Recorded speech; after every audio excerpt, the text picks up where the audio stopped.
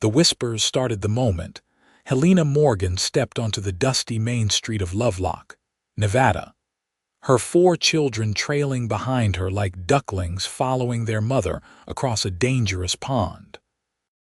It was the summer of 1878, and the merciless sun beat down on the small mining town nestled in the Humboldt River Valley. Helena carried her youngest, 3-year-old Timothy, on her hip, while 8-year-old Samuel held the hands of his twin sisters, Mary and Elizabeth, who were 5.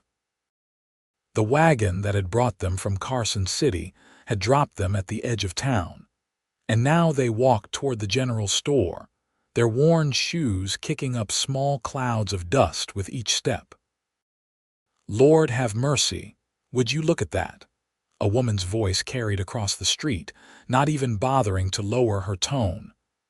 "Another widow come to town thinking she can make it on her own." Helena kept her eyes forward, her jaw set in a line of determination that had become familiar to her over the past year, since her husband Jonathan had died in a mining accident outside Virginia City. She had learned to ignore the stares, the whispers, the judgment that seemed to follow widows everywhere, especially those with children to feed. 4 youngsters, another voice chimed in, this one belonging to a man sitting outside the saloon. Might as well be carrying 4 anvils around her neck. No man will take on that burden. Samuel's hand tightened around his sister's fingers, and Helena saw the hurt flash across his young face. At 8 years old, he tried so hard to be the man of the family, and it broke her heart every time she saw him struggle with responsibilities no child should bear. "Keep walking, sweetheart," Helena whispered to him, forcing a smile she did not feel. "We do not need their approval. We only need to take care of each other." The general store was mercifully cool when they stepped inside, the dim interior a welcome relief from both the sun and the cruel words. An elderly man behind the counter looked up from his ledger, his expression neutral but not unkind. "Help you, madam?" "I am looking for work," Helena said, straightening her shoulders despite the exhaustion that seemed to live in her bones these days. "Any kind of work. I can cook, clean, mend, do laundry. I am good with numbers too. My father was a school teacher back in Pennsylvania and he taught me well." The shopkeeper, whose name she would later learn was Albert Chen, studied her for a long moment. "Things are tough in Lovelock right now. Silver Mine had some bad luck last month, and folks are holding tight to their money." Helena felt her heart sink but refused to let it show on her face. "Is there anywhere I might find lodging for the night, something affordable?" "There is a boarding house 2 streets over run by Mrs. Patterson. She is fair with her prices." He paused, then added more gently, "Welcome to Lovelock. I hope you find what you are looking for here." It was the kindest thing anyone had said to her since they arrived, and Helena felt tears prick her eyes. She blinked them back quickly and thanked him before herding her children back out into the afternoon heat. The boarding house was a weathered 2-story building that had seen better days, but it was clean, and Mrs. Patterson, a stout woman in her 60s with kind brown eyes, offered them a room at a rate Helena could barely afford for more than a week. "I will find work," Helena promised as she counted out the coins from her rapidly dwindling savings. "I am a hard worker, and I do not give up easily." Mrs. Patterson's expression softened as she watched the children explore the small room that would be their temporary home. "I believe you, dear. You have that look about you. Determined. My late husband used to say that determination could move mountains if given enough time." That night, after the children were asleep, all 4 of them squeezed into the single bed while Helena took the floor. She allowed herself a few silent tears. The weight of responsibility pressed down on her chest like a physical thing, making it hard to breathe. She had exactly $7 left to her name, no job prospects, and 4 mouths to feed. But giving up was not an option. It had never been an option. The next morning, Helena woke before dawn, washed her face in the basin, and pinned her dark hair back in a simple bun. She wore her best dress, which was not saying much, but it was clean and mended. She left the children in the care of Mrs. Patterson, who had offered to watch them for a few hours, and set out to search for work. By midday, she had been turned away from every establishment in town. The hotel did not need help. The restaurant had just hired someone. The laundry had no openings. Even the saloon, where she had swallowed her pride and inquired, had laughed her out the door. "We need girls who can sing and dance, sweetheart," the owner had said with a leer that made her skin crawl. "Not church mice with a flock of kids." She was sitting on a bench outside the post office, trying to gather the courage to keep going, when she heard the commotion. A horse had broken free from its hitching post and was rearing in the middle of the street, frightened by a dog that yapped at its heels. People scattered, and Helena watched in horror as the horse bolted straight toward where a young boy had frozen in fear. Without thinking, Helena ran. Her skirts tangled around her legs, but she pushed forward, reaching the boy just in time to shove him out of the way. She felt the horse's shoulder clip her arm as it thundered past, sending her spinning to the ground. Pain exploded through her elbow, but the boy was safe, crying but unharmed in the dirt beside her. Strong hands helped her to her feet, and she found herself looking up into the most striking blue eyes she had ever seen. The man was tall, well over 6 feet, with sun-bronzed skin and dark hair that curled slightly at his collar.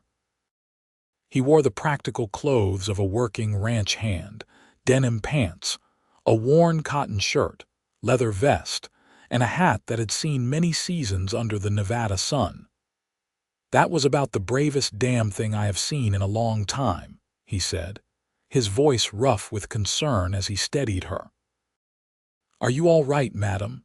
"I am fine," Helena managed, though her arm throbbed and her head spun slightly.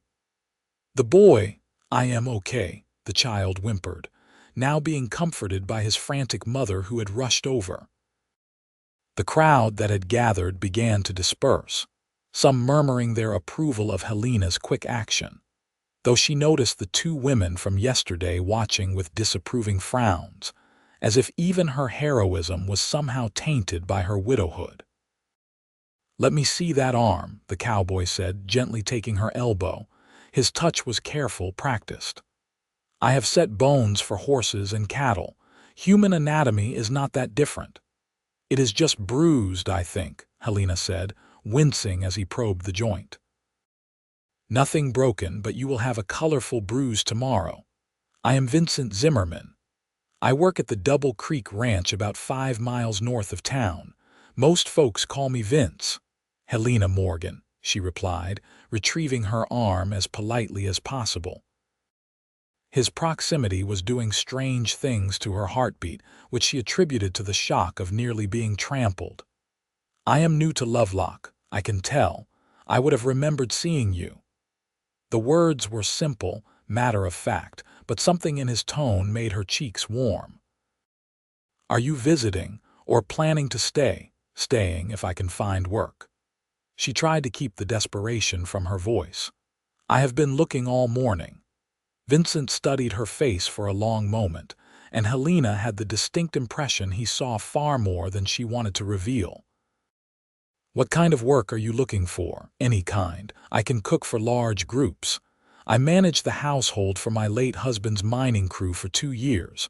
I can do accounts, read, write. I am strong despite what I might look like." "Your husband passed?" Vincent asked gently.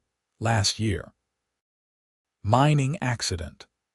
The words still hurt to say, though the sharp edge of grief had dulled to a constant ache. "I have 4 children. I know that makes me less desirable as a worker, but I promise they will not interfere with my duties. My oldest is very responsible, and they are all well behaved." She saw something flicker across Vincent's face, an expression she could not quite read.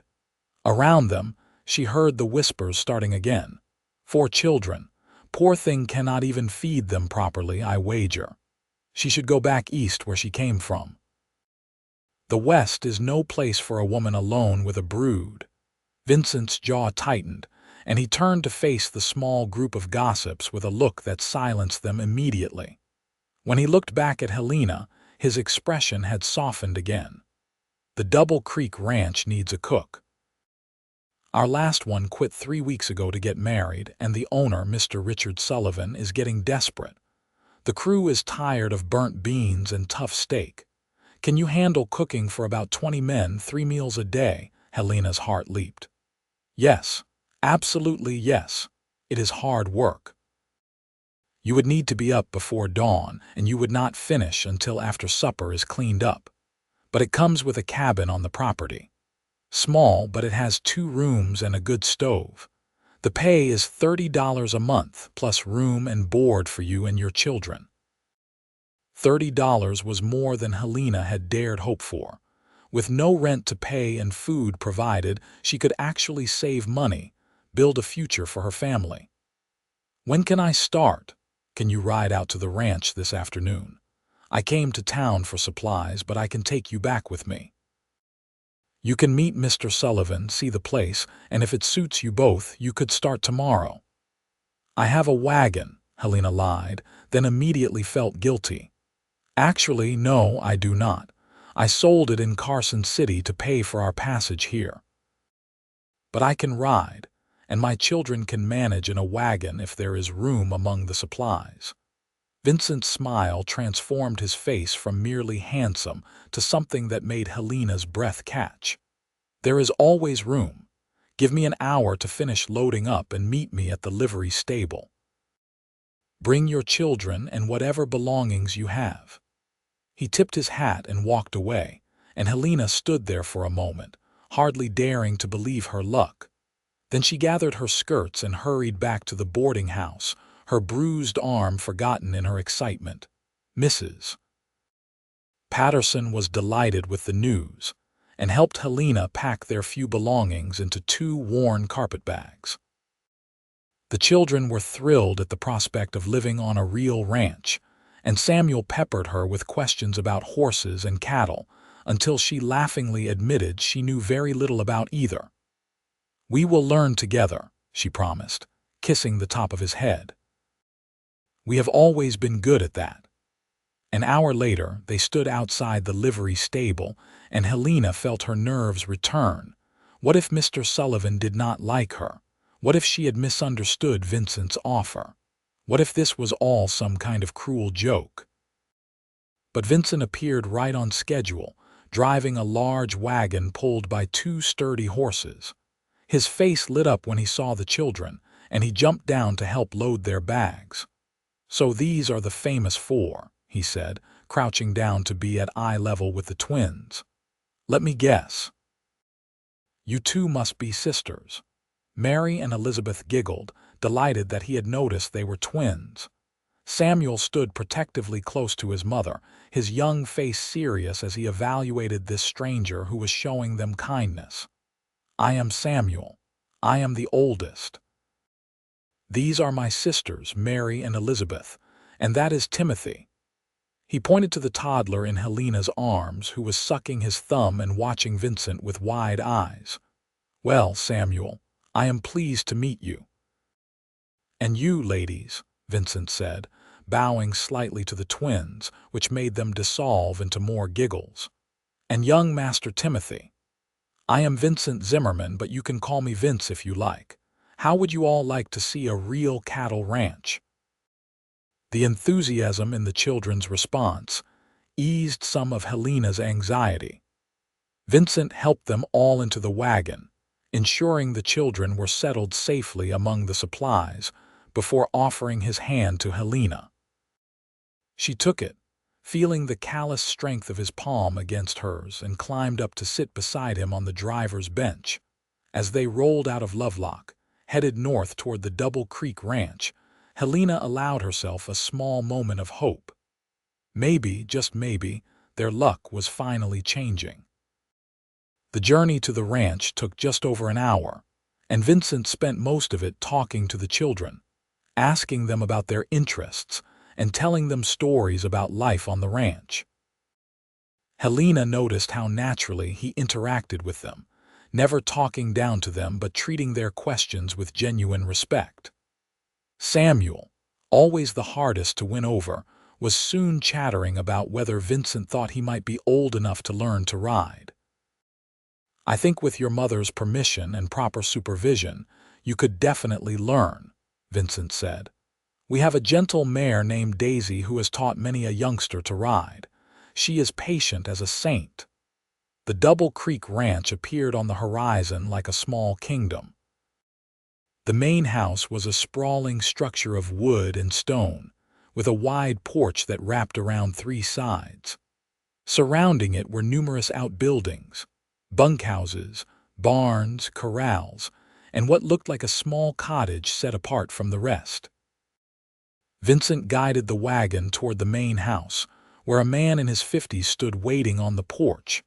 He was built like a bear, broad and solid, with a beard shot through with gray and eyes that missed nothing. "Mr. Sullivan," Vincent called out as he brought the wagon to a stop. "I have brought someone I think might solve our cooking problem." Richard Sullivan descended the porch steps and approached the wagon, his gaze taking in Helena and the children in one comprehensive sweep. Helena straightened her spine, meeting his eyes directly. She had learned that showing weakness in negotiations never ended well. "Madam," Sullivan said, removing his hat, "Vincent tells me you are looking for work as a cook." "I am, sir. Helena Morgan. I have experience cooking for large groups, and I am told you need someone right away." Sullivan's eyes moved to the children. "Those yours?" "Yes, sir. Samuel is 8. The twins, Mary and Elizabeth, are 5. And Timothy is 3. They are well behaved and they will not interfere with my work. Children on a ranch are not unusual, Mrs. Morgan. Most of my men have families in town. The question is whether you can do the job." He paused, stroking his beard. "Can you cook decent food in large quantities? I am talking about feeding 20 hungry cowboys 3 times a day, plus whatever hands happen to be passing through." "I can. My husband worked in the silver mines and I cooked for his entire crew for 2 years. At our peak, that was 25 men. I am comfortable with Dutch ovens, open fires, and wood stoves. I can make supplies stretch, and I know how to keep food interesting even when ingredients are limited." Something like approval flickered in Sullivan's eyes. "Vincent says he can show you the cabin. If it suits you, I would like you to start tomorrow. I will give you today to get settled. Breakfast is at 5:30, lunch at noon, supper at 7. You will have 2 ranch hands assigned to help with heavy lifting and water hauling. Your boy there is old enough to help out too if he wants to earn a bit of pocket money. We always need help in the barns." Samuel's face lit up at this, and Helena felt a rush of gratitude toward this gruff rancher who was giving them a chance.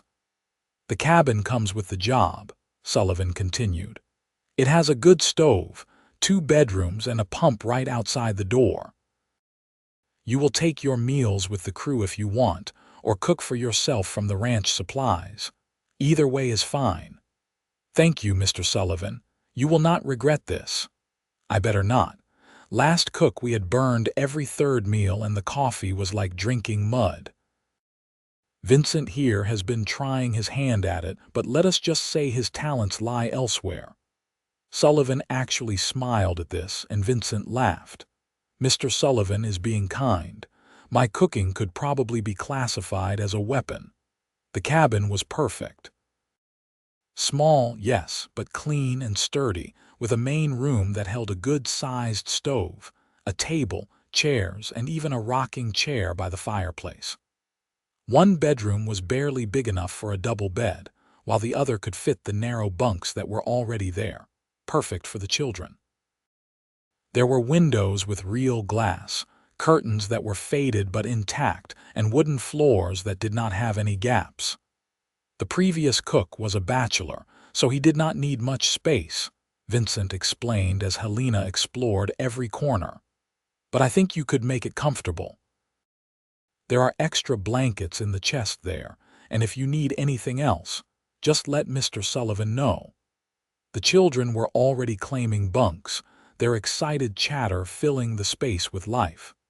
Timothy toddled after his siblings, not wanting to miss out on the adventure. Helena stood in the middle of the main room, her throat tight with emotion.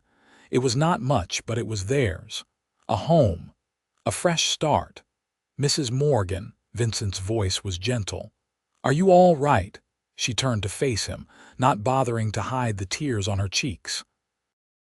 "I am more than all right, Mr. Zimmerman. I am grateful. You have no idea what this means to us." "I think I have some idea." He shifted his weight, suddenly looking uncomfortable. "And please call me Vince.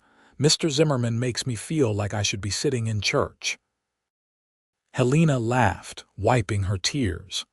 "Then you must call me Helena, though perhaps not in front of the men. I should probably be Mrs. Morgan to them, at least at first. Probably wise. Cowboys can be a rough bunch, but they are good men for the most part. They will test you at first, see what you are made of, but you strike me as someone who can handle that. I have handled worse."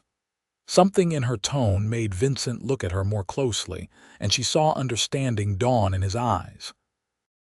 He had recognized the steel beneath her exhaustion, the strength that came from surviving things that should have broken her. "I will help you get settled today," he said. "Tomorrow I can introduce you to the kitchen in the main house and show you where everything is kept. Do not worry, Helena.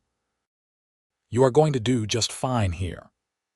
That evening, after Vincent had helped them move in and departed to see to his own duties, Helena made a simple supper for her children from the supplies that had been left in the cabin. Beans, cornbread, and dried apples stewed with a bit of sugar. They ate sitting on the floor like a picnic, and the children laughed more than they had in months. After they were asleep, all four crammed into the bunks in their bedroom. Helena sat in the rocking chair and allowed herself to truly absorb everything that had happened. 24 hours ago, she had been nearly out of money and out of options. Now she had a job, a home, and most surprisingly, she had met a man who made her feel something she thought had died with Jonathan. Not love. It was far too soon for that, and she barely knew Vincent Zimmerman. But there was a warmth in her chest when she thought of him, a flutter of possibility that both frightened and thrilled her. He had been kind to her children, and that alone was worth more than gold. He had not looked at her with pity or judgment, only respect. She thought of the way the townspeople had whispered about her, mocking her for being a widow with 4 children, as if her circumstances were a personal failing rather than simple tragedy. She thought of the man outside the saloon who had said no man would take on the burden of her family. But Vincent had not looked at her children as burdens. He had looked at them with something almost like longing, as if they represented something he wanted for himself. Helena shook her head, chiding herself for reading too much into simple kindness. She had work to do, a new job to excel at, and children to raise. Romance, if it ever came again, would have to wait. Her priority was building security for her family. Still, as she climbed into her own bed that night, she found herself thinking about blue eyes and a gentle voice, about strong hands that knew how to be careful, and she smiled into the darkness before sleep claimed her. The next morning, Helena was up well before dawn, leaving the children asleep as she made her way through the pre-dawn darkness to the main house. Vincent was already in the kitchen, lighting lamps and stoking the fire in the massive cast-iron stove. "I figured you would want a tour before the men start demanding breakfast," he said by way of greeting. "Coffee is already on." The kitchen was larger than her entire cabin, with workspace that made her fingers itch to start cooking. There were racks of pots and pans, a huge pantry stocked with staples, and a separate room for the cold storage dug deep into the ground. "The smokehouse is out back," Vincent explained as he showed her around. "We butcher our own beef and pork. There is a vegetable garden behind the bunkhouse, though it is not looking great this time of year. Hen house is over there, so you will have fresh eggs daily. Milk comes from the dairy cows, which the hands bring in every morning and evening. Bread you will need to make daily, but there is plenty of flour and yeast." Helena's mind was already planning menus, calculating quantities, organizing the workflow. This kitchen was better equipped than any she had worked in before. She could do good work here. "The men eat a lot," Vincent continued. "Hard physical labor from sunup to sundown means they need fuel. Breakfast is usually eggs, bacon or sausage, potatoes, biscuits or bread, and lots of coffee. Lunch is lighter, sandwiches or leftovers, maybe soup. Supper is the big meal. Meat, vegetables, bread, and dessert if you can manage it. They go crazy for dessert. I can manage it." Helena was already mentally reviewing her recipes. "What time do supplies get ordered?" "Usually once a month, Mr. Sullivan goes into Reno for major supplies. But we keep chickens, pigs, and cattle, so you will always have meat and eggs. If you need something special, make a list and someone will pick it up in Lovelock." They worked side by side that first morning, and Helena was surprised by how comfortable it felt. Vincent moved around the kitchen with the ease of someone who had spent the past 3 weeks trying to keep the crew fed. And while he claimed to be a terrible cook, she noticed he knew where everything was and had good instincts about timing. "You are not as bad at this as you claim," she said as she mixed up a batch of biscuits. "I can manage not to poison anyone, but that is about the extent of my skills. You, on the other hand, clearly know what you are doing." The cowboys started filing in at 5:30, and Helena felt their eyes on her as she served up platters of scrambled eggs, fried potatoes with onions, bacon, and golden biscuits with butter and honey. She kept her expression professional, her movements efficient, and pretended not to hear the whispered conversations.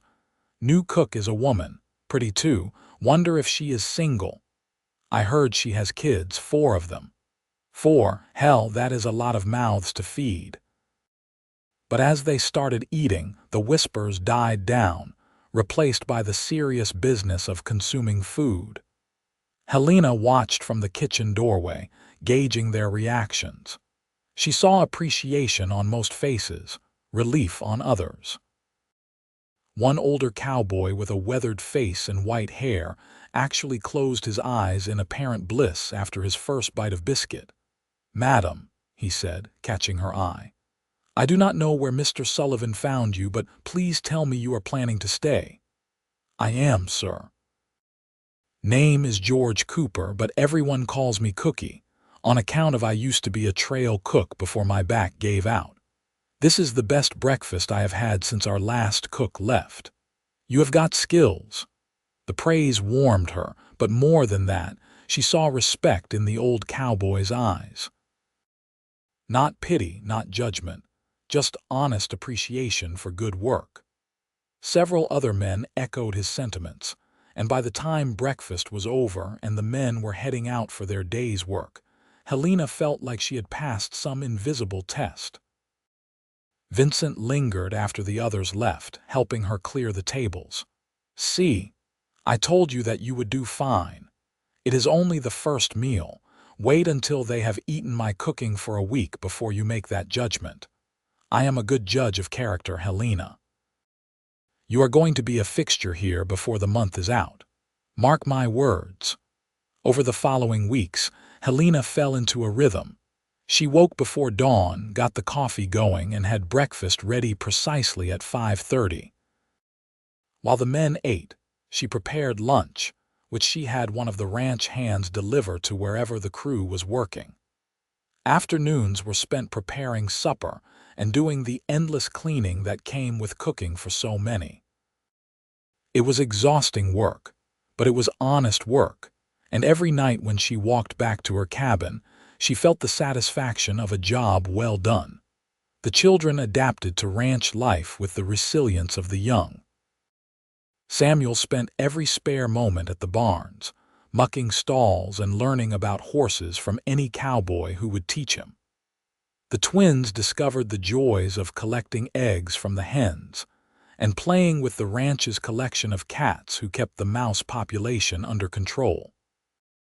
Even little Timothy thrived, toddling around under the watchful eyes of various ranch hands who had taken to keeping an eye on the children.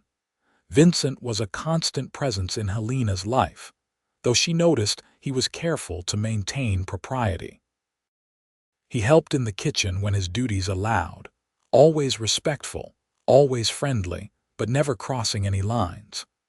They talked while they worked, and Helena learned that he was 28 years old, from a small town in Colorado, and had been working ranches since he was 15. "Never knew my father," he told her one evening as they cleaned up after supper. "My mother did her best, but she died when I was 14. Fever. I have been on my own ever since. That must have been difficult." "It was, but it taught me to be self-sufficient. And it taught me what matters in life." He paused, his hands stilling in the wash water. "Family matters. Having people you belong to and who belong to you. I have always wanted that. A wife, children, a place to call home." Helena's heart beat faster at his words, but she kept her focus on drying the dishes. "Those are good things to want. You have them. Family, I mean. Those 4 children of yours, they are something special. They are everything to me. It shows. The way Samuel tries to take care of everyone. The way the twins look out for each other. Even little Timothy, he has this confidence like he knows he is loved. You have done a good job with them, Helena. Especially considering what you have been through." It was the first time he had directly acknowledged her loss, and Helena found herself blinking back tears. "Jonathan was a good father. He loved them so much. I try to make sure they remember him, that they know he did not choose to leave us. I am sure they know that. But I also think they are lucky to have you. Not every woman would have the strength to keep fighting the way you have."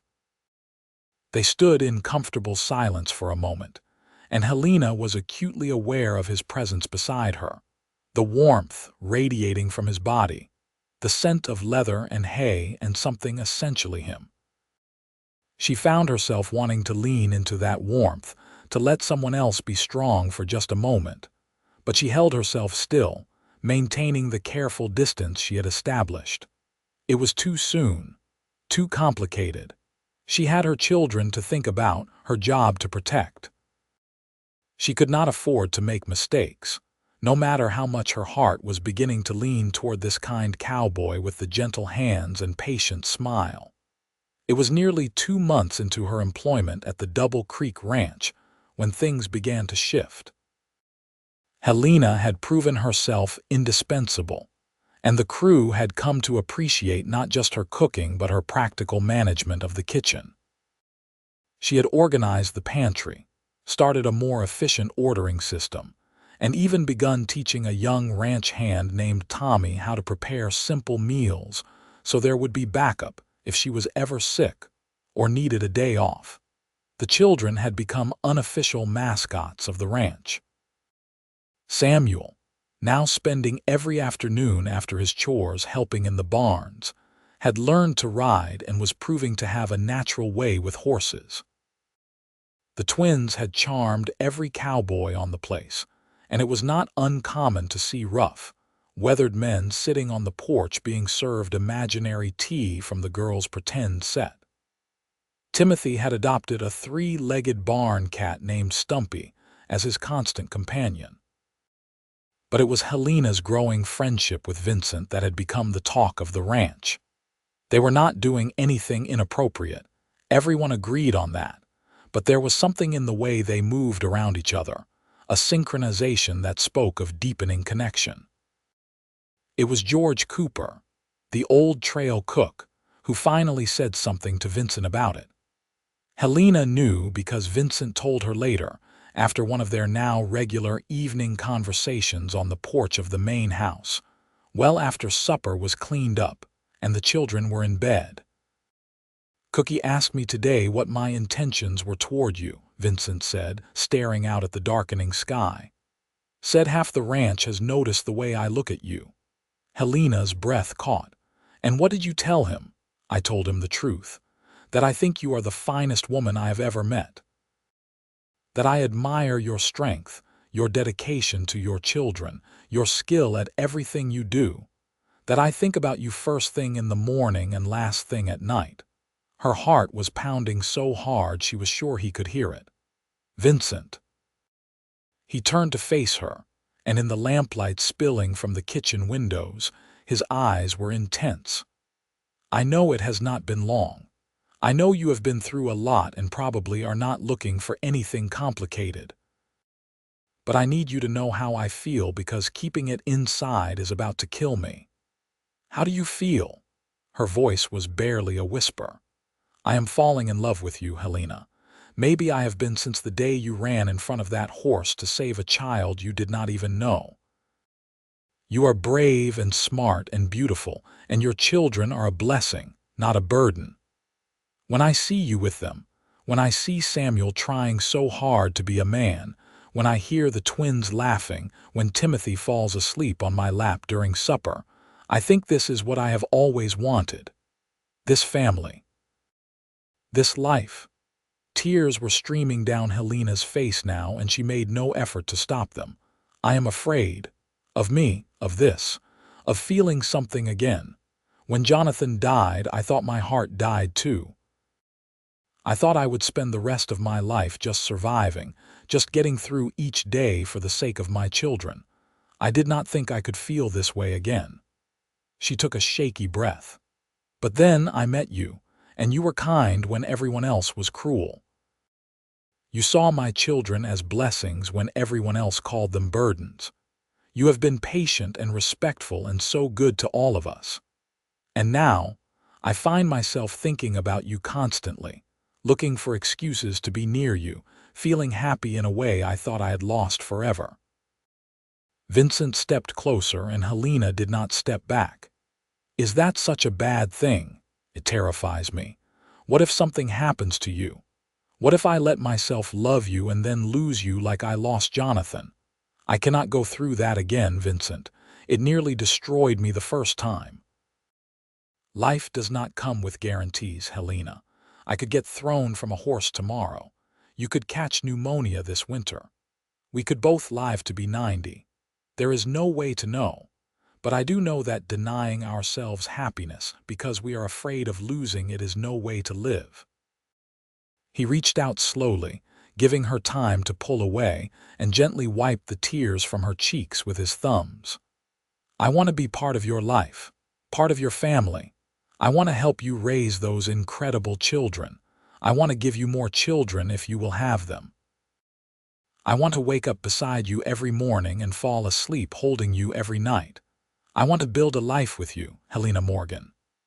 The townspeople already mock me for being a widow with 4 children," she said, but her protest was weak.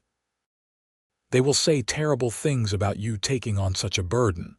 Let them talk. I do not give a damn what they think." His hands cupped her face now, his touch gentle but sure. "I always wanted sons, Helena. I always wanted daughters too. I always wanted a family, a wife, a home filled with love and laughter. And here you are, offering me everything I have ever dreamed of. How could I possibly see that as a burden? You really mean that. Every word. I love Samuel's serious dedication and his need to protect everyone. I love how Mary and Elizabeth finish each other's sentences and how they have adopted every animal on this ranch. I love how Timothy looks at the world with such wonder and trust. I love them, Helena, because they are part of you, and because they are wonderful children in their own right. I would be honored to be their father if you and they would have me." Helena felt something break open inside her chest, some wall she had built to protect herself crumbling in the face of this man's honest declaration. They need a father. They miss having a father so much. And you? What do you need? She looked up at him, this cowboy who had appeared in her life when she needed him most, who had seen past her circumstances to the woman beneath, who loved her children as if they were already his own. I need you. God help me, Vincent Zimmerman, I need you. He kissed her then, soft and sweet and full of promise. It was not a kiss of desperate passion, but of coming home, of finding the place where you belonged.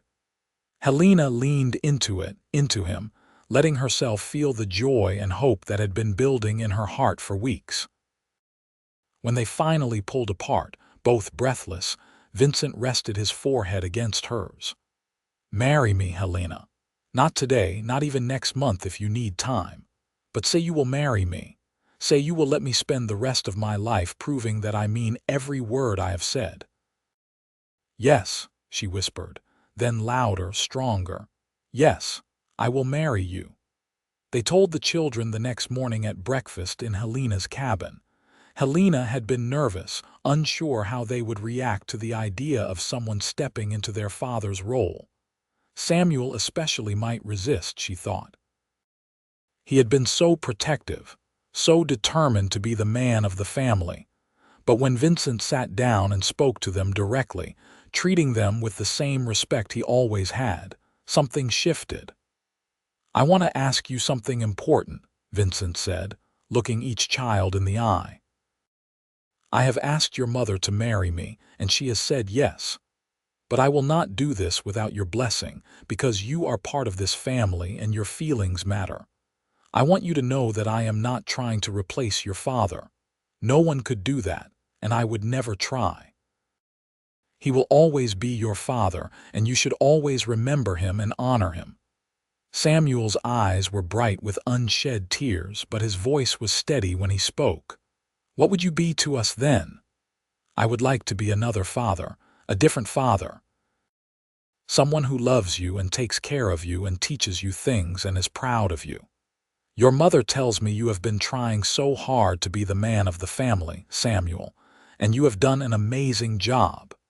But you are 8 years old, and you should not have to carry that weight anymore. Let me help. Let me be the one who makes sure you are all safe and provided for, and you can just be a boy who loves horses and wants to learn to rope cattle. A single tear slid down Samuel's cheek.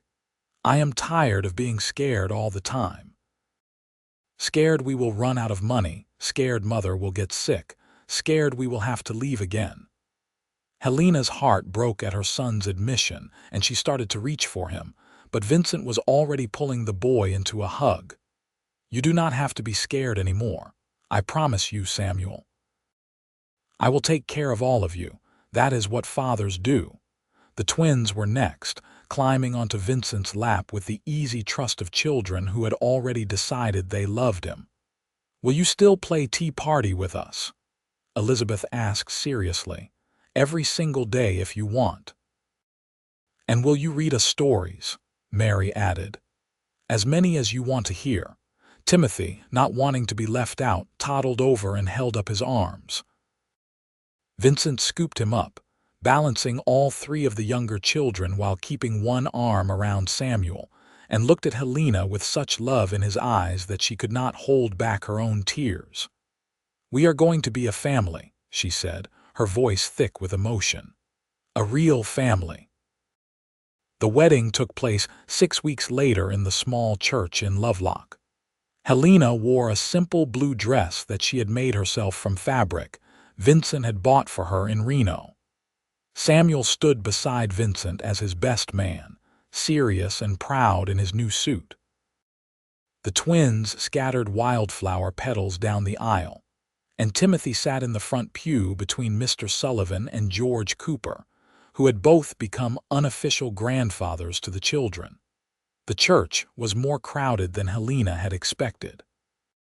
The entire crew from the Double Creek Ranch attended, along with Mrs. Patterson from the boarding house, Albert Chen from the general store, and various other townspeople who had come to respect Helena's resilience and Vincent's devotion. There were still whispers, of course. There would always be whispers, but Helena found she did not care anymore. Let them talk about the widow and her 4 children and the cowboy who had taken them on. Their opinions meant nothing in the face of what she had found. When the minister pronounced them husband and wife, Vincent kissed her with a gentleness that promised a lifetime of such moments. The children cheered, and the church erupted in applause, and Helena felt a completeness she had never expected to feel again. The reception was held at the ranch, with tables set up in the yard and food prepared by several ranch wives who had insisted on helping. There was music and dancing, and Helena watched with joy as Vincent spun each of her daughters around the makeshift dance floor before claiming his wife for a slower dance. "Happy," he murmured in her ear as they swayed together. "More than I ever thought possible. Good. Because this is just the beginning, Mrs. Zimmerman." She smiled at the name. Helena Zimmerman. It felt right, like it had been hers all along, just waiting for her to claim it. Mr. Sullivan approached them after the dance, a gruff smile on his weathered face. "I have a wedding present for you, too." "Sir, you have already done so much," Helena protested. "Hush and listen. There is a parcel of land at the eastern edge of the ranch property, about 300 acres. Good grazing, a creek running through it, nice spot for a house on the hill. I am deeding it to you, Vincent, with a clause that it comes with 500 head of cattle from the ranch stock. It is time you started building your own place instead of just working for someone else." Vincent looked stunned. "Sir, I cannot accept. You can and you will. You have worked for me for 6 years, and you are the best foreman I have ever had. But more than that, you have become like a son to me. I never married, never had children of my own, and I am not getting any younger.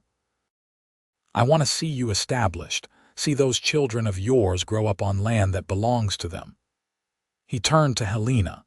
"You will stay on as cook until you are ready to leave. No pressure, no deadline, but I suspect in a year or 2 you will be too busy with your own ranch to work for someone else." Helena was crying again. Seemed like she was always crying these days, but these were happy tears. "Thank you, Mr. Sullivan. Thank you for taking a chance on me when no one else would. You earned every bit of what you got here, Helena. You are a hard worker and you raised good children. That counts for more than just about anything in my book."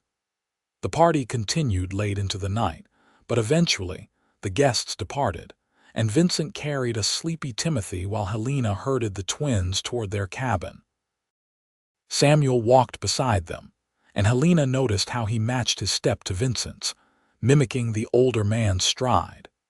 They had moved Helena's things into Vincent's quarters earlier that week, a larger cabin closer to the barns that had 2 proper bedrooms and a sitting area.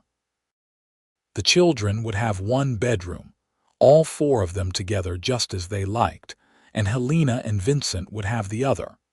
After the children were tucked in, their excited whispers gradually dying down into sleep, Helena found herself alone with her husband for the first time. She was nervous, she realized.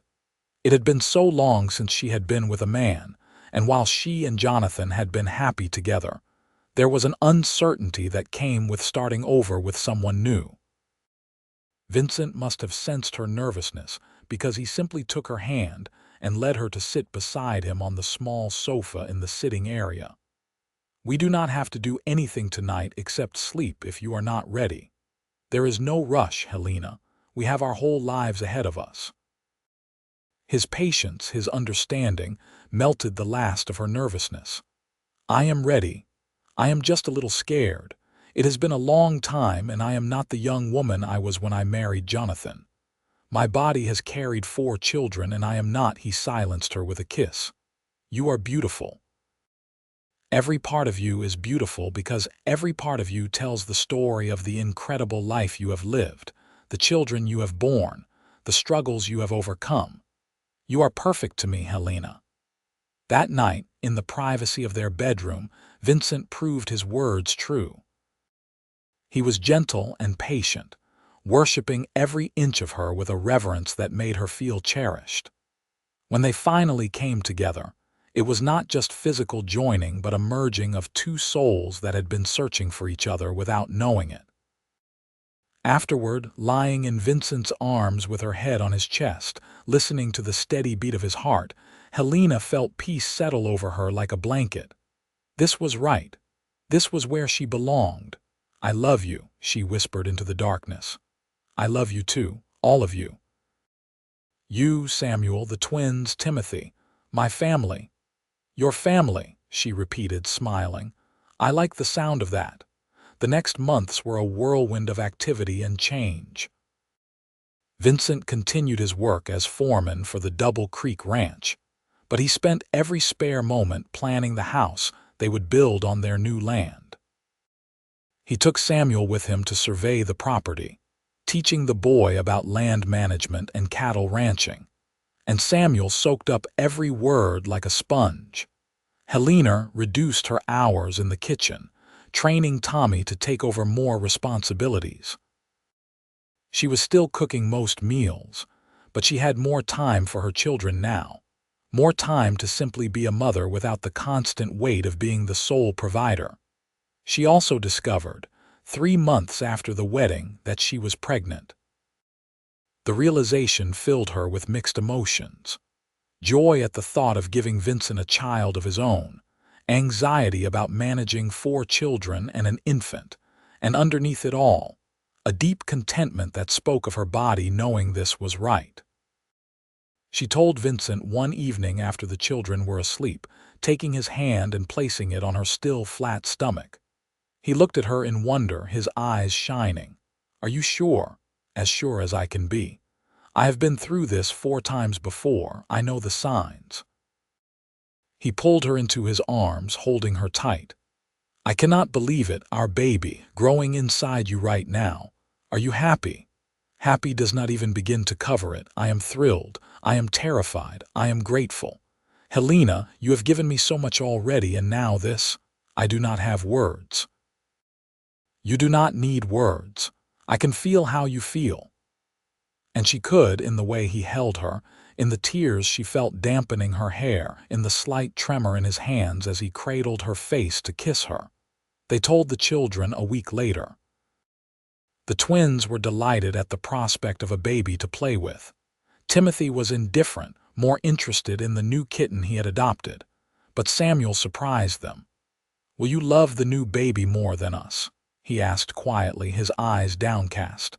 "Because it will really be yours."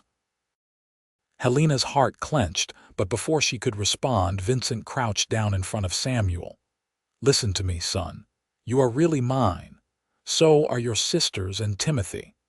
From the moment I met you, from the moment your mother agreed to marry me, you became mine in every way that matters. Blood does not make a family. Love does. And I love you just as much as I will love this baby. There is no difference in my heart, Samuel. You understand me?" Samuel nodded, but his eyes were still uncertain.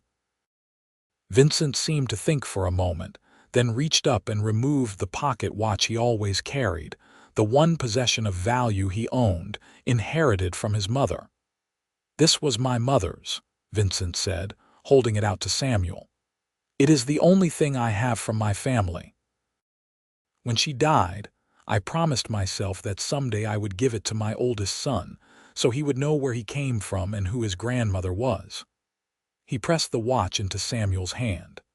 "That is you, Samuel.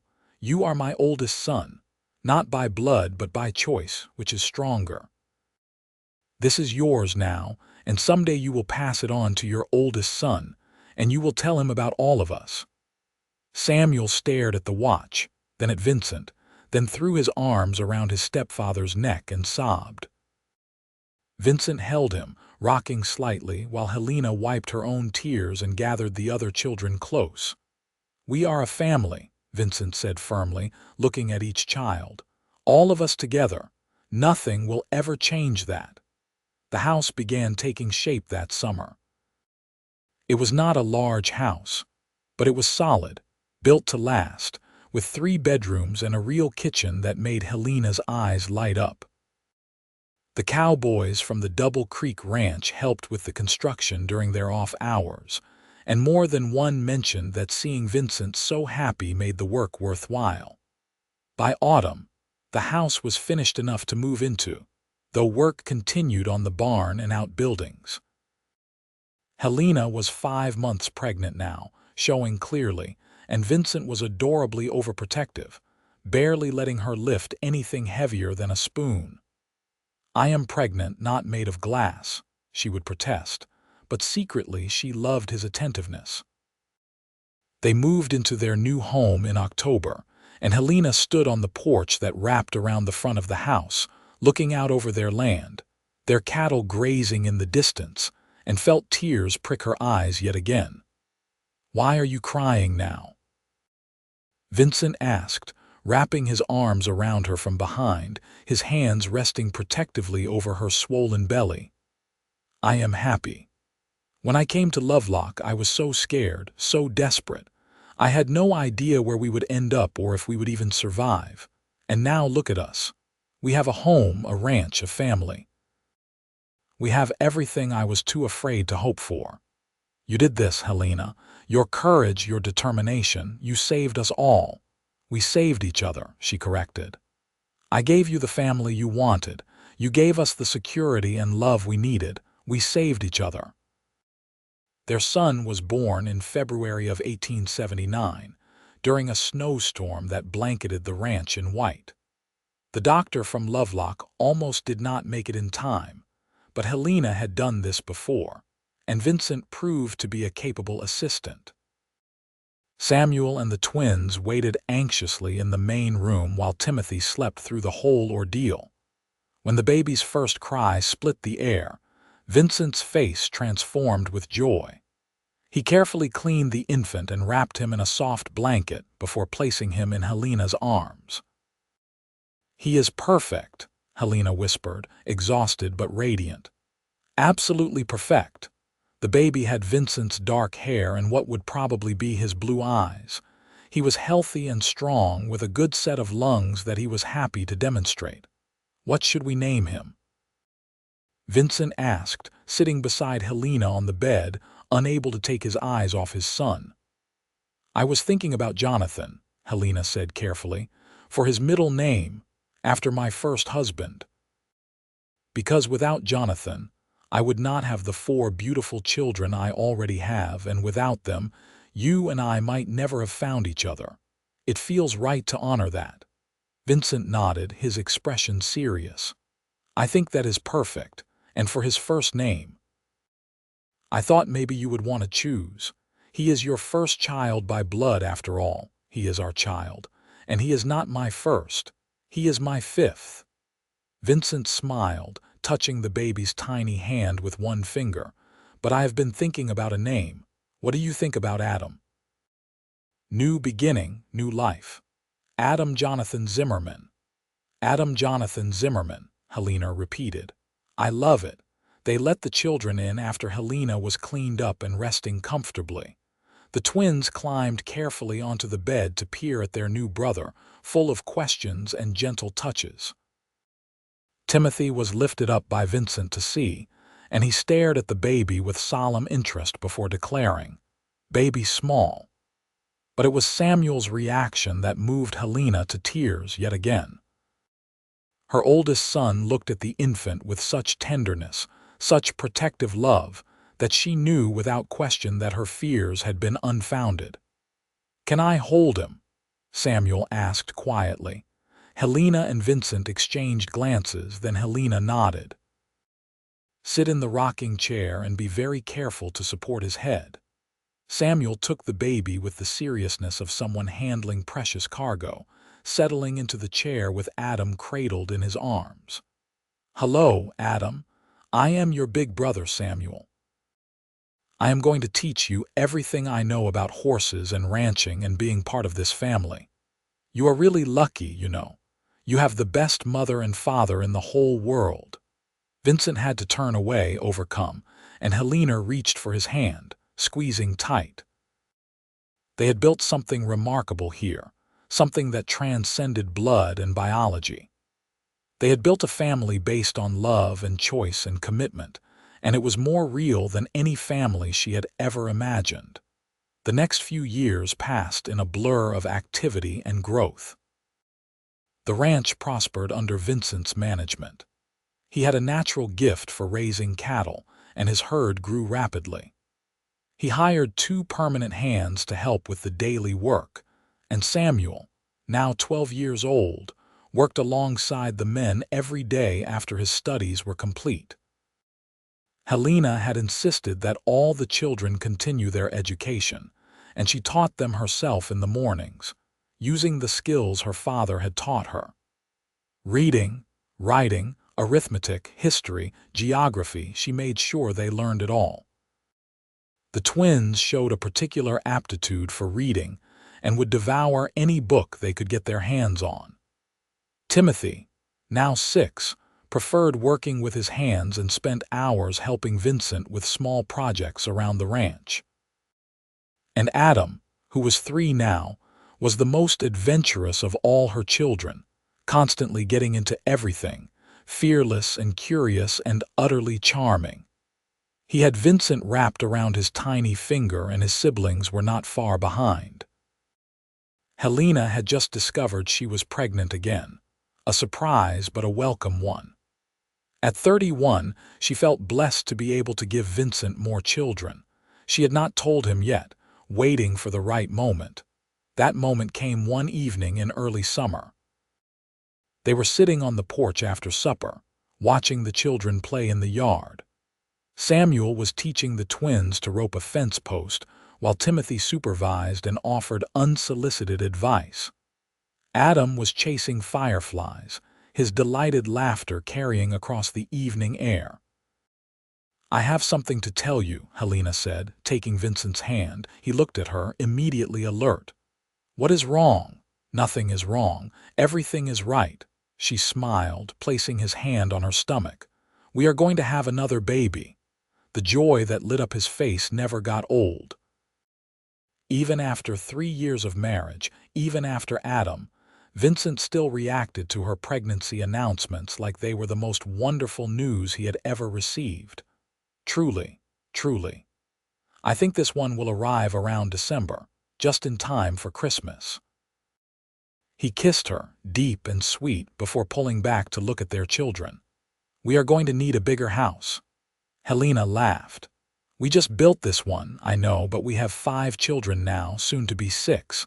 The boys should probably have their own room, and the girls too. And maybe a separate room for babies, so when this one is born, Adam can move in with Samuel and Timothy. You have been thinking about this." "I think about everything when it comes to this family. I want us to have room to grow, room to breathe. I want our home to be a place where everyone feels comfortable and loved." "It already is that, Vincent. Our home is not about the size of the house. It is about the love inside it." "I know, but it would not hurt to add on a few rooms." The addition was completed by October, just in time. Helena was very pregnant now, moving slowly, and grateful for the help of a young woman named Sarah, whom they had hired from town to help with household chores and cooking. Sarah was sweet and efficient, and she adored the children, which made Helena feel comfortable leaving things in her hands when necessary. This birth was harder than the others, probably because Helena was older now and this was her 6th child. The labor lasted through the night and into the next day, and there were moments when Vincent looked genuinely frightened. But Dr. Harris from Lovelock was competent and calm, and eventually, their daughter made her entrance into the world. "A girl," Vincent breathed, taking the tiny infant from the doctor. "We have another daughter." She had Helena's dark eyes and what looked like it might be lighter hair than the other children.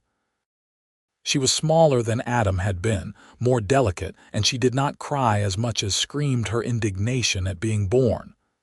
"She has a temper already," Helena said weakly, reaching for her daughter. "She is going to keep us on our toes." "What should we name her?" Vincent asked. They had discussed names, but nothing had felt quite right. Now, looking at her daughter's furious little face, Helena knew, Grace, after my mother. Grace Elizabeth Zimmerman. Grace Elizabeth. It is perfect. She is perfect. Vincent looked at his wife with such love and admiration that Helena felt tears spring to her eyes yet again. You are amazing. You know that. You just brought another life into this world, our daughter, and you are amazing. I could not have done it without you. I could not do any of this without you. We do it together. Always together. The children fell in love with baby Grace immediately.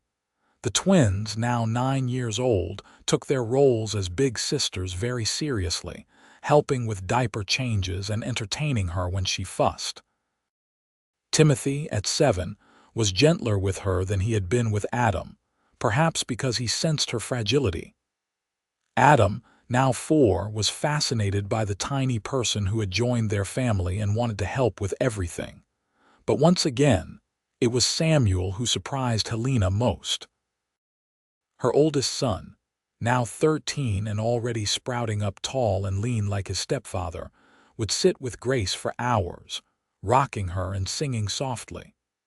She seemed to calm immediately in his arms, and Helena often found them together, Samuel doing his reading while Grace slept on his chest. You are going to make an excellent father someday, Helena told him once, watching this tender scene. Samuel looked up, his young face serious. I learned from the best, both of them. The years continued to pass, marked by the changing seasons and the growth of their family.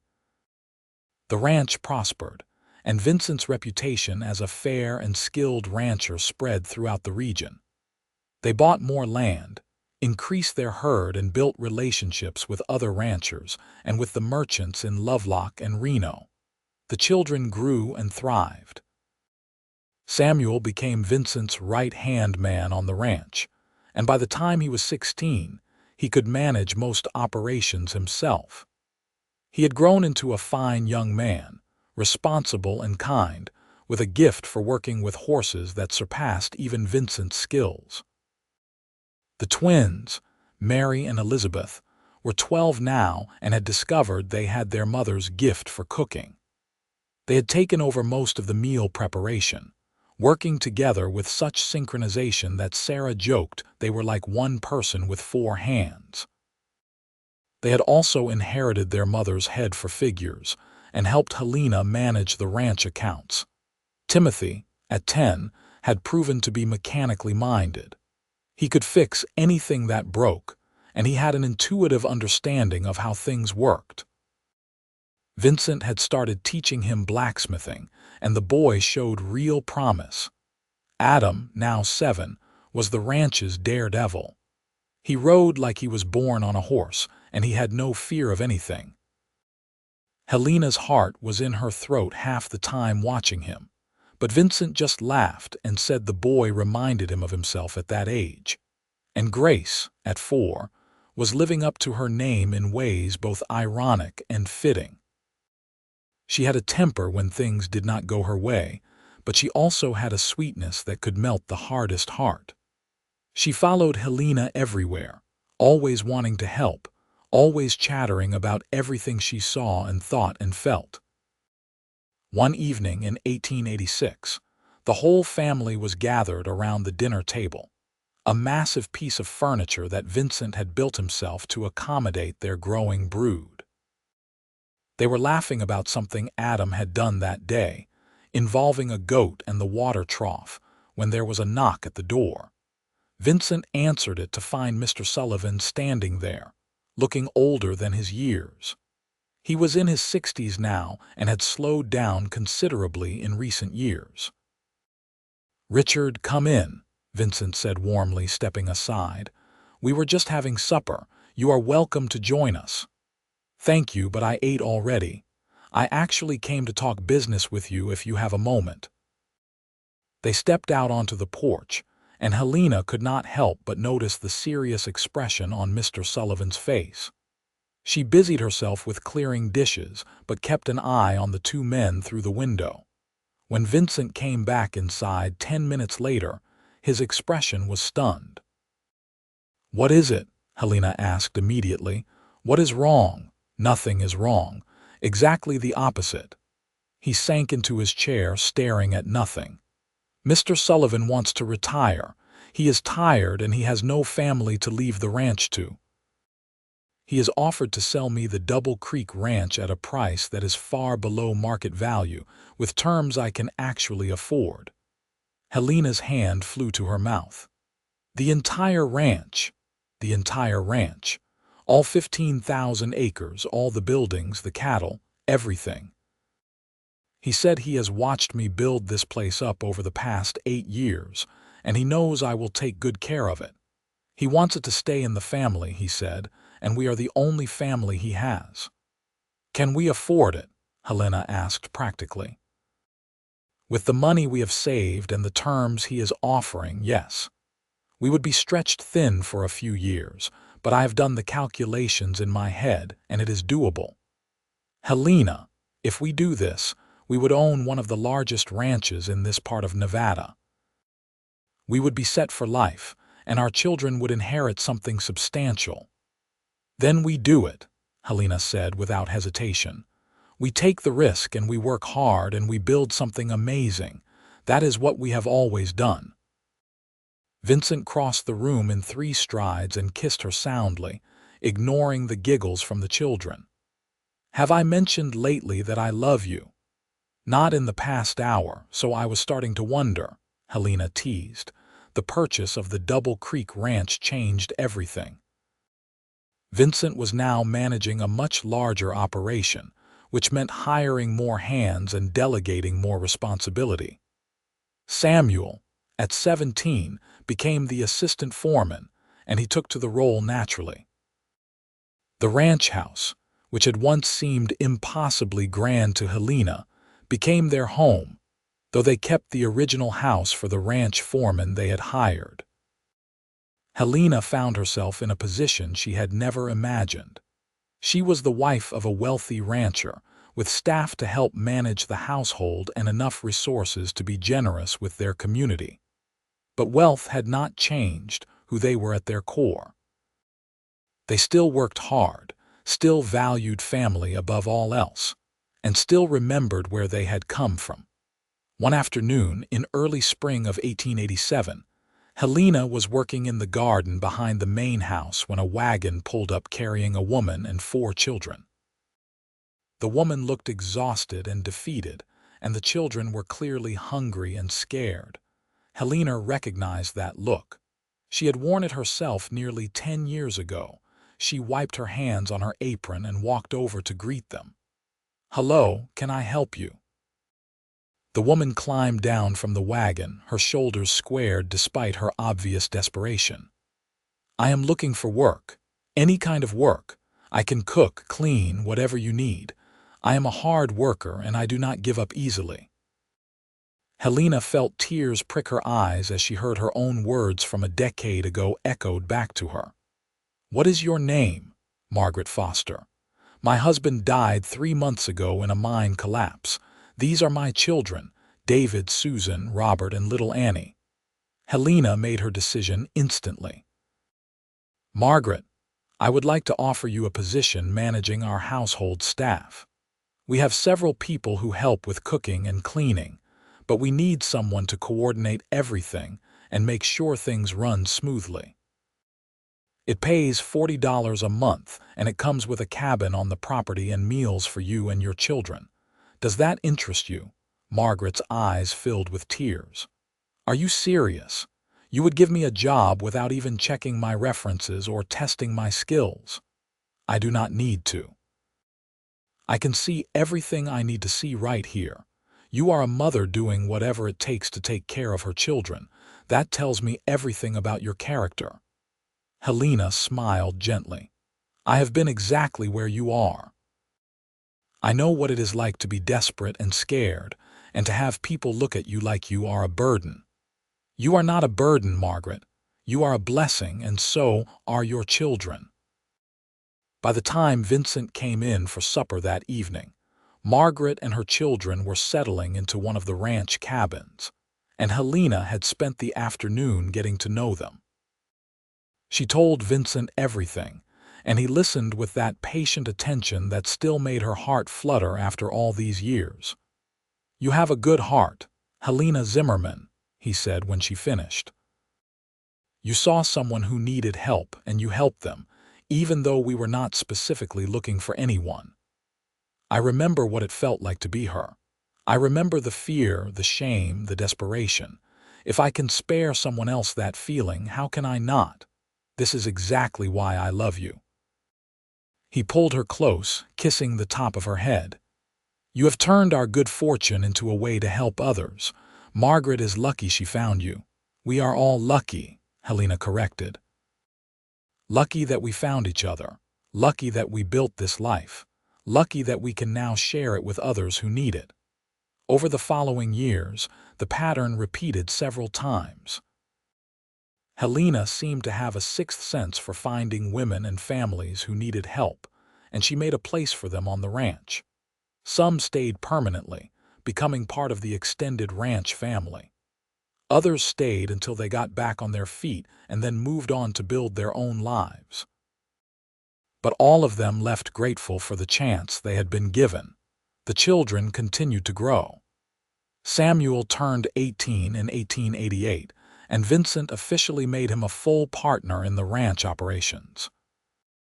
He had been courting a young woman named Catherine from Lovelock, the daughter of Albert Chen, who had been kind to Helena that first day. The wedding was planned for the following spring. The twins were 15, beautiful and smart, and already attracting attention from young men in the area, much to Vincent's consternation. Timothy was 13, apprenticing with the blacksmith in Lovelock 3 days a week and proving to be exceptionally skilled. Adam, at 11, had his sights set on becoming a veterinarian, fascinated by animal health and medicine. And Grace, now 8, announced that she wanted to be a rancher like her father when she grew up. Helena and Vincent sat on their porch one evening, watching the sun set over their land, and reflected on how far they had come. "You remember the day we met?" Vincent asked, his arm around Helena's shoulders. "How could I forget? You caught me after I nearly got trampled by a horse." "Very dramatic." "I took one look at you and knew my life had just changed forever. I tried to tell myself I was being ridiculous, that you could not possibly be that important based on one meeting, but I was right. You changed everything." "We changed everything," Helena corrected, as she always did. "Together. The townspeople mocked you that day, called you a burden, said no man would take on a widow with 4 children. Helena smiled, remembering, "And you said you always wanted sons and daughters. You saw blessings where everyone else saw burdens. They were never burdens, not for one single moment. Samuel, Mary, Elizabeth, Timothy, they were gifts. They are still gifts. And Adam and Grace and everyone we have added to this family over the years, it has all been gifts, Helena. You gave me the family I always dreamed of. And you gave me hope when I had none left. You gave my children a father who loves them. You gave us a home and security and more happiness than I ever thought possible." They sat in comfortable silence for a while, and then Vincent said, "I have been thinking about something." "What?" "We should start a fund for widows and families in need in the area. Something that could help them get on their feet without having to depend on the charity of individuals. Make it official, make it sustainable. What do you think?" Helena turned to look at her husband, this man who had saved her and her children, and then spent the next decade proving every day that he meant every promise he had ever made. "I think it is a wonderful idea. We could call it the Zimmerman Family Fund. Help people the way we were helped." "The way you were helped," Vincent corrected. "I just showed up and fell in love with you. Mr. Sullivan is the one who gave you the job. Then we will make sure it honors him too. The Sullivan-Zimmerman Family Fund. How does that sound? Perfect. Just like everything else in our life." Samuel's wedding in the spring of 1889 was a grand affair. Catherine was a lovely young woman, intelligent and kind, and she fit into the family as if she had always been there. Helena watched her oldest son pledge his life to his bride and felt both pride and a bittersweet sadness. He was grown now, a man in every sense of the word, and while he would be building his own home on the ranch property, things would never be quite the same. But change was part of life, and Helena had learned to embrace it rather than fear it. Samuel was happy, building his own family while remaining close to his parents and siblings. It was exactly what she had always hoped for. As the years continued to pass, more changes came. The twins both married within a year of each other. Mary to a young lawyer from Reno and Elizabeth to a schoolteacher who came to Lovelock and immediately fell in love with both the town and Elizabeth. Timothy took over the blacksmith shop in town when old Mr. Henderson retired, and he was soon known as the best smithy in the region. Adam went east to school to study veterinary medicine, something that broke Helena's heart but filled her with pride. He was gone for 4 years, but he came back with his degree and set up practice in Lovelock, serving not just their ranch but all the ranches and farms in the area. Grace surprised everyone by becoming a teacher. She had her mother's gift for patience and her father's gift for seeing potential in people, and she taught not just children but adults who wanted to learn to read and write. She eventually married one of the ranch hands, a quiet man named Peter who adored her and whom she had loved since she was 15. Through it all, Helena and Vincent remained at the center of their ever-expanding family. They became grandparents multiple times over, and the ranch house was always full of children running and playing, just as it had been when their own children were young in 1900. On their 22nd wedding anniversary, Vincent surprised Helena with a trip to San Francisco. They left the ranch in Samuel's capable hands and took the train west, spending a week in the city seeing sights and being, for once, just a couple rather than parents and grandparents and ranchers. On their last night, they had dinner at a fancy restaurant overlooking the bay, and Vincent raised his glass in a toast. To my wife, who is still the most beautiful, strongest, most amazing woman I have ever known, to 22 years of marriage and 50 more to come. Helena laughed, touching her glass to his. 50 more might be ambitious, but I will take as many as we can get. Do you ever regret it? Vincent asked suddenly. Taking a chance on me, marrying again when you could have stayed independent. Not for 1 second, Helena said firmly. Vincent, you saved us. Not just me, but Samuel and Mary and Elizabeth and Timothy. You gave us a life we never could have had otherwise. You loved my children as if they were your own blood, and you gave me more children and more happiness than I ever thought possible. How could I regret that? I am the one who should be grateful. You gave me everything I ever wanted, a wife, children, a family, a purpose. Before I met you, I was just drifting, working for other people, saving money with no real goal in mind. You gave me something to work for, something to build. You made me better, Helena. We made each other better. That is what love does. They returned to the ranch refreshed and ready to jump back into the chaos of family life. But Helena noticed Vincent was moving a bit slower, tiring more easily. She did not say anything at first, assuming it was just age catching up with them both. But when he started having pains in his chest, she insisted he see a doctor. The diagnosis was frightening. His heart was weak, probably from years of hard physical labor. The doctor said he needed to slow down, reduce his stress, let others handle the heavy work. Vincent hated it.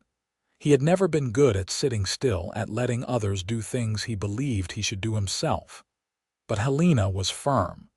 You have to take care of yourself. Our children need you.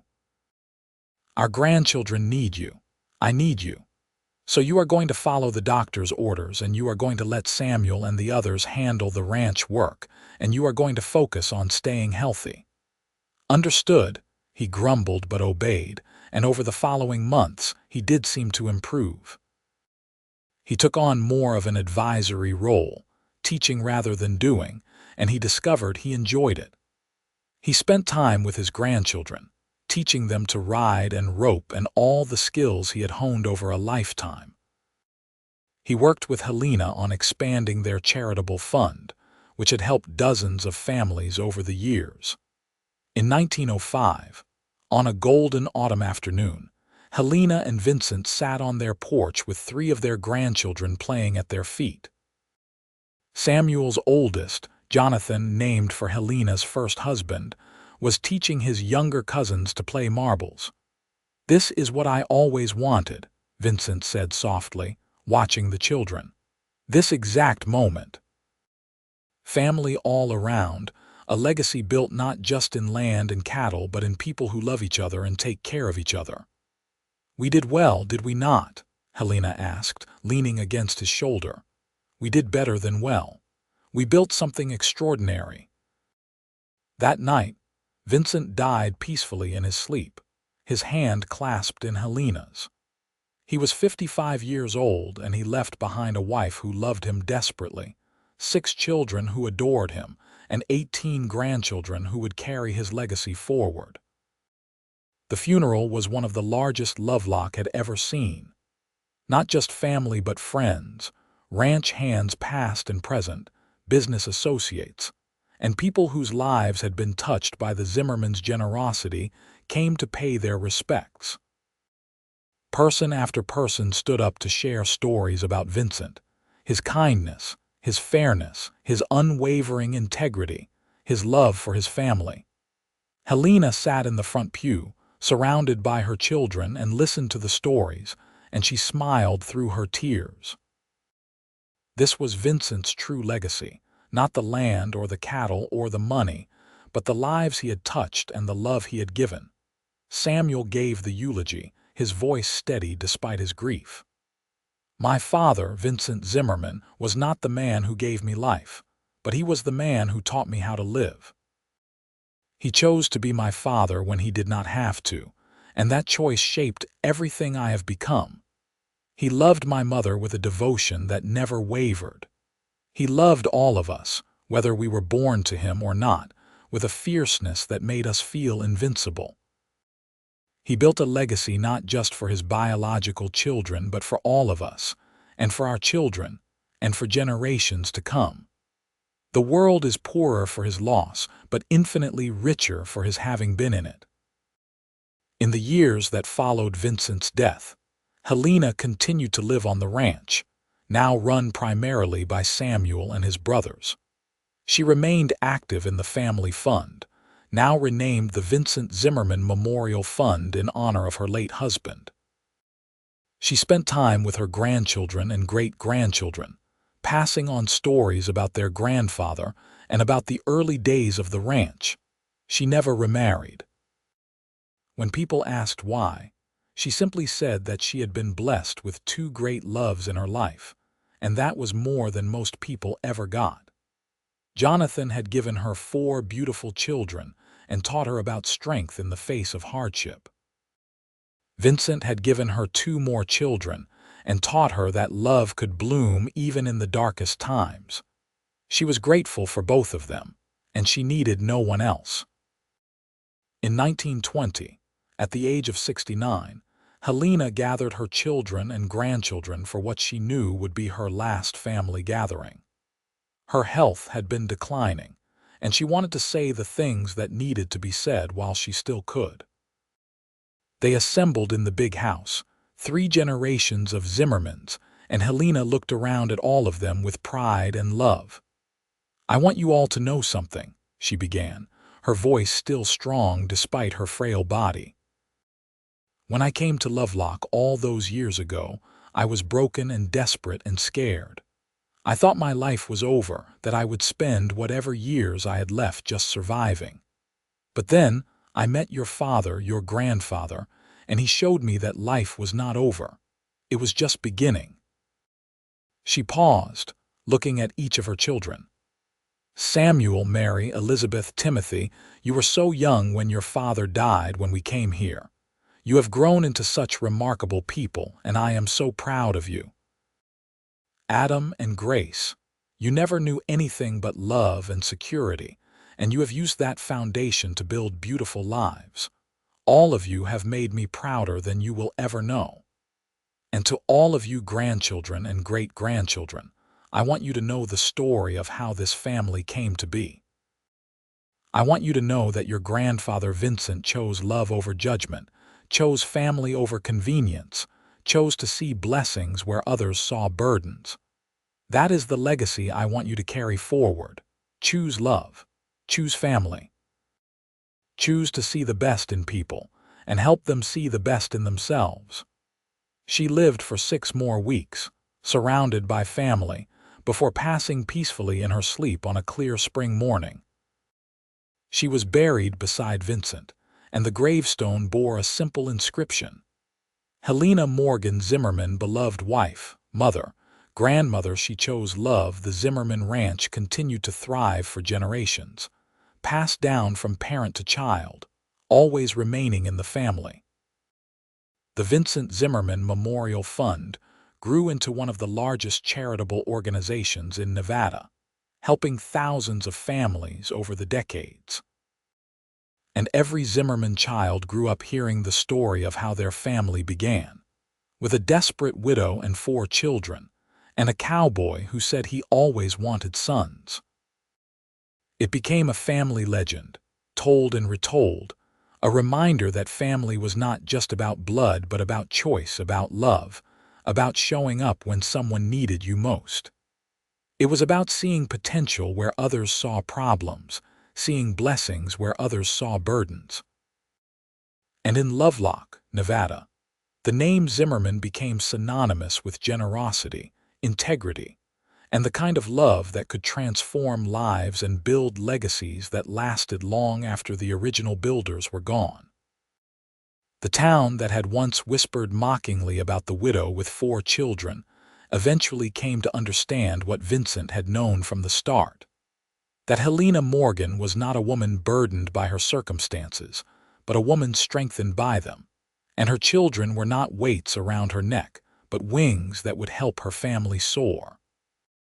It was a love story for the ages, born in desperation and hardship, nurtured through patience and dedication, and lasting far beyond the lifespan of the 2 people at its center.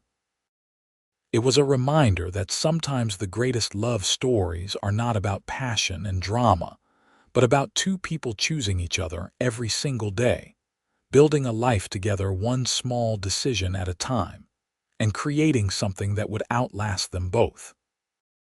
Helena and Vincent's story lived on in their descendants, in the fund that bore his name, in the ranch that still operated under the Zimmerman name, and in the hearts of everyone who heard it and remembered that love, real love, was always a choice, and choosing love could change everything.